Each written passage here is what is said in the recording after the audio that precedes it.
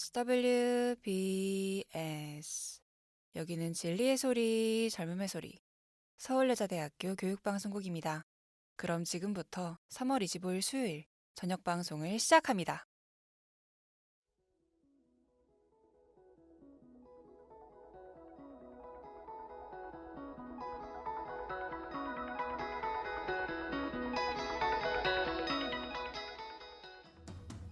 쉰이들이 똑똑해지는 라디오 쇼똥라 수요일 방송을 시작합니다.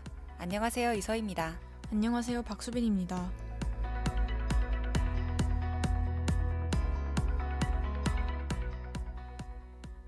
지난 13일 정부는 급등하는 유가를 안정시키기 위해 석유 최고가격제를 시행했습니다.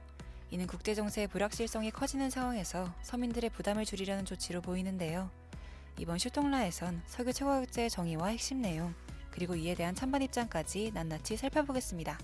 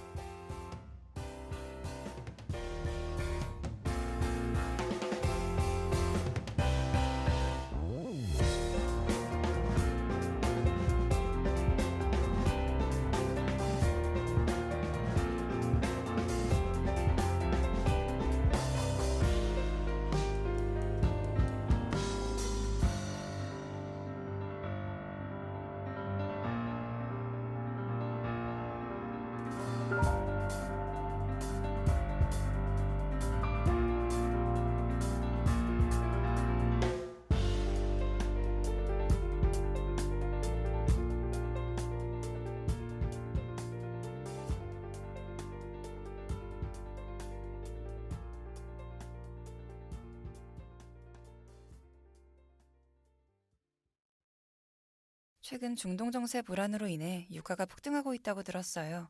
미국과 이란 간 전쟁의 영향이라고 들었는데 맞나요, 기자님? 네, 맞습니다. 지난 2월 말 미국과 이스라엘이 이란의 핵시설과 주요 거점을 기습하면서 갈등이 본격화됐는데요. 이에 이란은 중동 내 미군 기지와 우방국에 대한 공격에 나서며 충돌이 확산됐고, 이로 인한 중동 지역의 군사적 긴장이 원유 공급에 영향을 준 것으로 보입니다. 중동 지역의 군사적 긴장이 원유 공급에 영향을 준 거군요. 이런 상황이 국제 유가 상승으로 이어지는 구체적인 이유는 무엇인가요? 네, 이번 유가 상승은 이란이 적국과 그 동맹국의 선박을 상대로 호르무즈 해협 통행을 제한하면서 나타난 현상입니다. 이 해협은 전 세계 원유의 약 20%가 지나가는 길목인데요. 이란은 군사력에서 미국에 비해 열세인 만큼 글로벌 에너지 공급망에 타격을 줄 수 있는 방식으로 대응한 것이라 볼 수 있습니다. 결국 중동 지역의 군사적 충돌이 원유 운송에까지 영향을 끼친 거군요. 그렇다면 미국은 왜 이란을 선제적으로 타격한 건가요? 네, 미국은 이란의 핵무기 개발 가능성을 차단하고 이를 세계 안보에 대한 위협으로 판단해 선제 타격에 나선 것이라고 명시했습니다. 실제로 미국과 이스라엘은 이란의 핵시설과 군사 거점을 공습하며 핵 프로그램 무력화를 시도했습니다. 아, 국제 정세로 인해 유가 변동에 따른 부담이 커지면서 국내에서도 유가 안정을 위한 정책적 대응의 필요성이 제기될 수밖에 없었겠네요.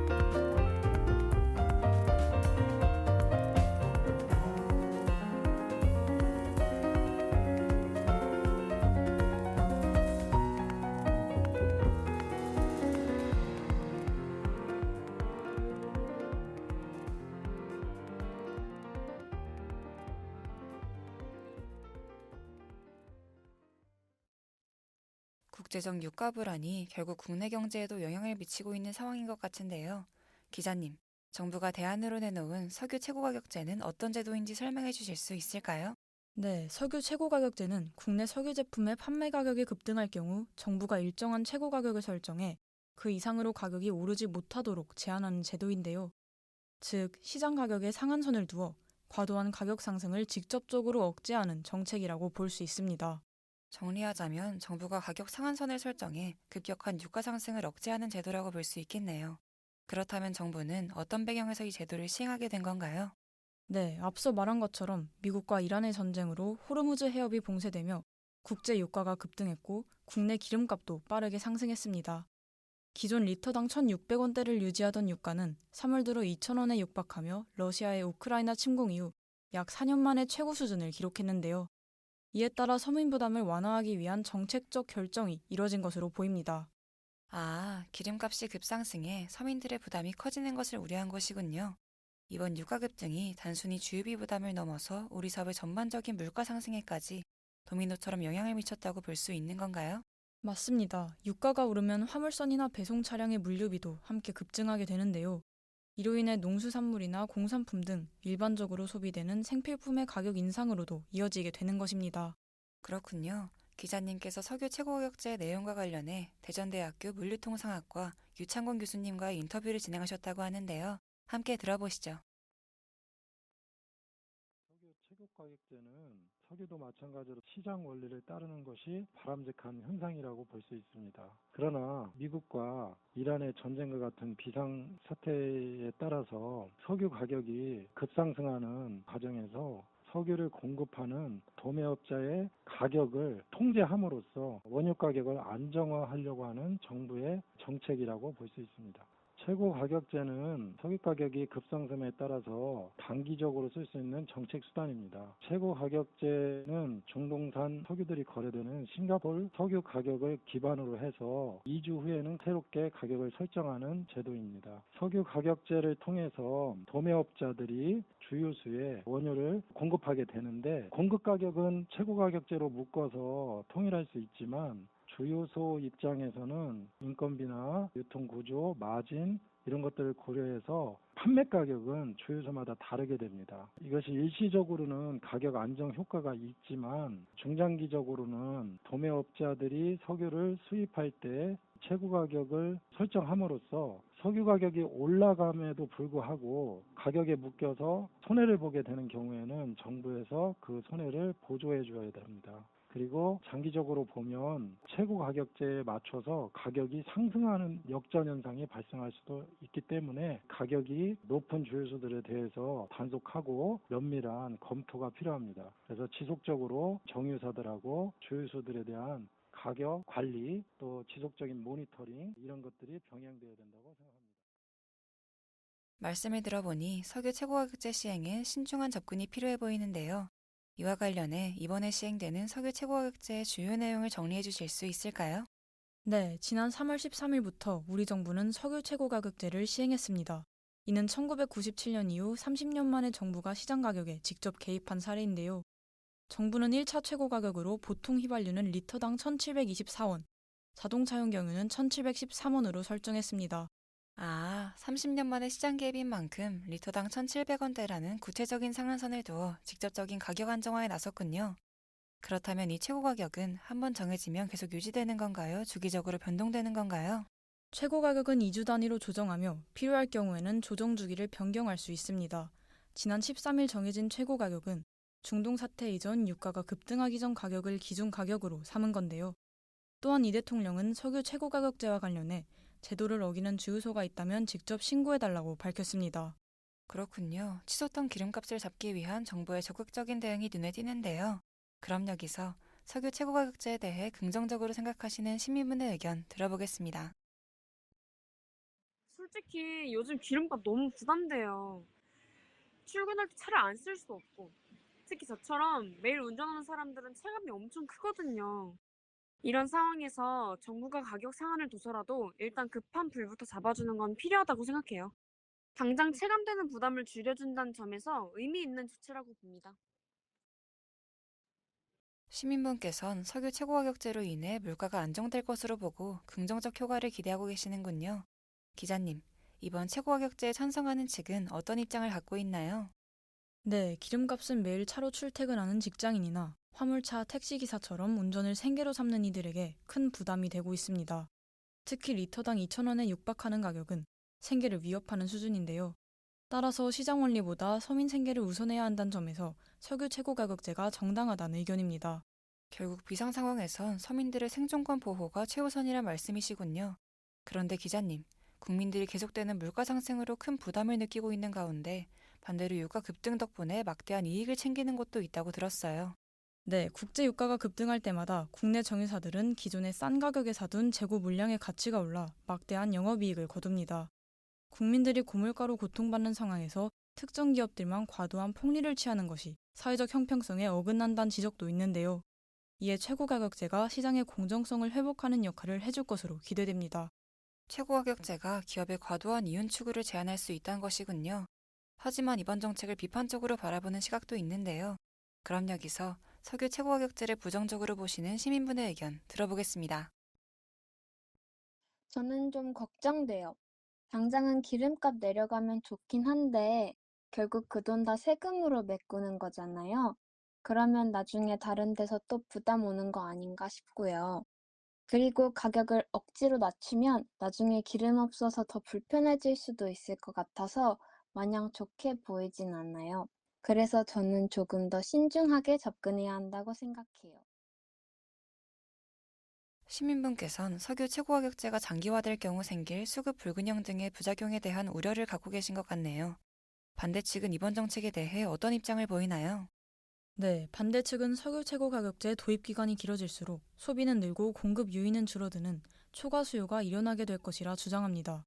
이는 강제로 공급을 압박받은 정유사가 손실을 볼 경우 세금을 보전해줘야 한다는 건데요. 이렇게 되면 자동차를 타지 않는 국민들도 기름값 인하에 대한 부담을 질 수 있게 되는 겁니다. 기름값을 잡기 위한 정책인데 정유사의 손실을 국민들의 세금으로 메꿔줘야 하는 상황이 발생할 수 있다는 거군요. 기자님, 좀 더 구체적으로 설명해 주실 수 있을까요? 네, 쉽게 말씀드리면 손실보전금 때문입니다. 정유사 입장에선 비싸게 들여온 원유를 정부가 정한 상한선에 맞춰 팔아야 해 팔수록 손해를 보게 되는데요. 이러한 상황을 막기 위해 석유 및 석유 대체연료사업법 제23조에 따라 정부가 세금을 재원으로 정유사의 손실을 보전하는 재정 지원이 이루어지는 겁니다. 아, 결국 정유사의 손실을 막기 위해 세금으로 보전이 이루어진다는 점이 핵심인 거군요. 그렇다면 기자님, 이 밖에 석유 최고가격제가 갖는 다른 문제점은 어떤 것들이 있을까요? 네, 정부가 강제로 가격을 묶어두면 주유소들의 이윤이 줄어들게 되는데요. 이때 일부 사업자들은 손실을 메우기 위해 휘발유에 값싼 등유나 용제 등을 섞어 파는 불법 행위를 저지를 수도 있다는 겁니다. 네, 당장의 물가 안정을 위한 강력한 처방전이면서도 그에 따르는 부작용과 경제적 파장 역시 적지 않아 보이네요. 이번 정책이 본래의 취지를 살리며 시장의 혼란을 어떻게 잠재울지 지켜봐야겠습니다.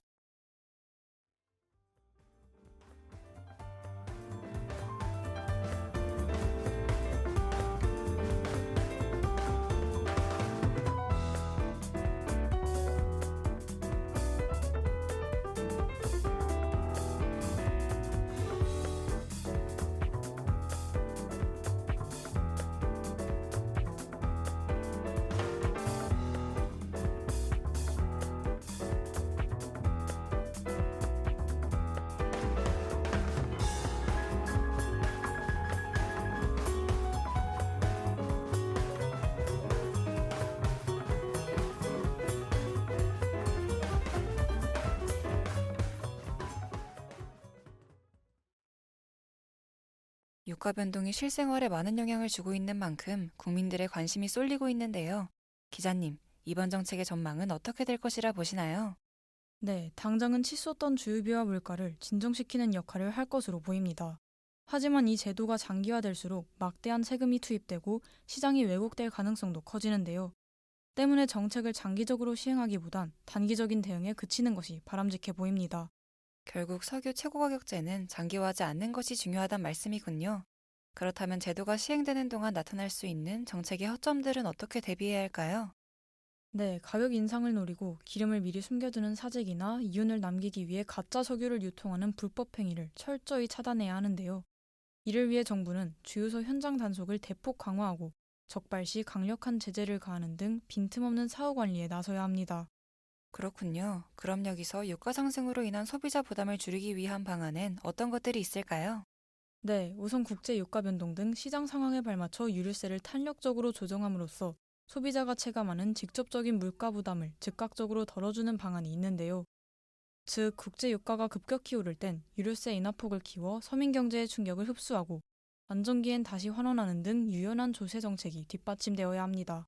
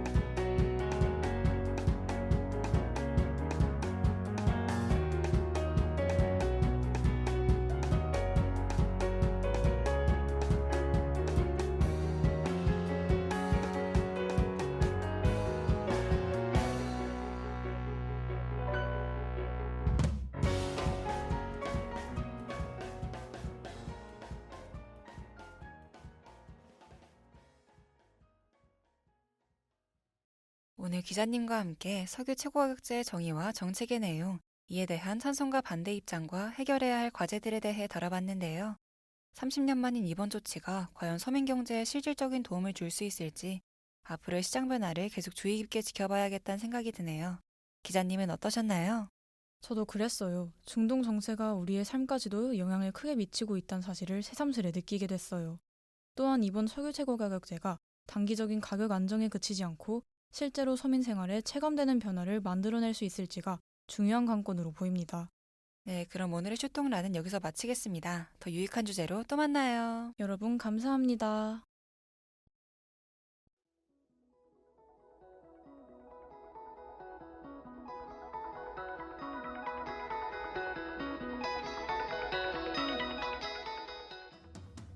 이상으로 3월 25일 수요일 슈통라를 마칩니다. 지금까지 제작의 제55기 보도부 저널리즘 전공 2학년 박수빈, 기술의 제55기 기술부 디지털 영상 전공 2학년 권예승, 진행의 제55기 아나운서부 국어국문학과 2학년 이서희, 제55기 보도부 저널리즘 전공 2학년 박수빈이었습니다.